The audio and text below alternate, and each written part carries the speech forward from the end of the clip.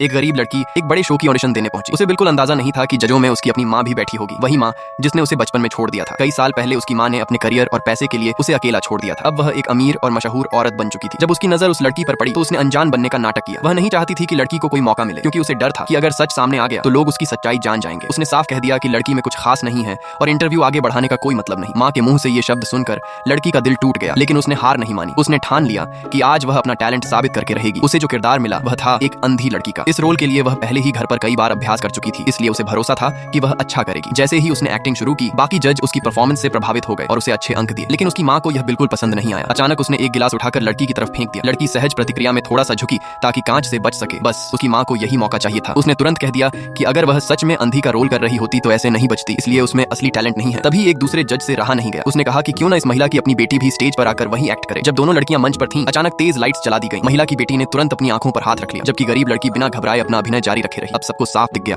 कि असली कलाकार कौन है। आखिरकार चयन उसी लड़की का हुआ। ऑडिशन के बाद वह अपनी माँ के पास गई और पहचान बताने की कोशिश की, लेकिन उसकी माँ ने गुस्से में उसकी फोटो फाड़ दी और कहा कि वह उसे नहीं जानती। उसने यह भी कहा कि उसे ऐसे लोग पसंद नहीं जो पैसे के लिए उसके पास आते हैं। लड़की हैरान थी कि आखिर उसकी माँ उसे अपनाने से क्यों इनकार कर रही है। वह सिर्फ चुपचाप खड़ी रही और अपनी माँ को दूर जाते हुए देखती रह गई।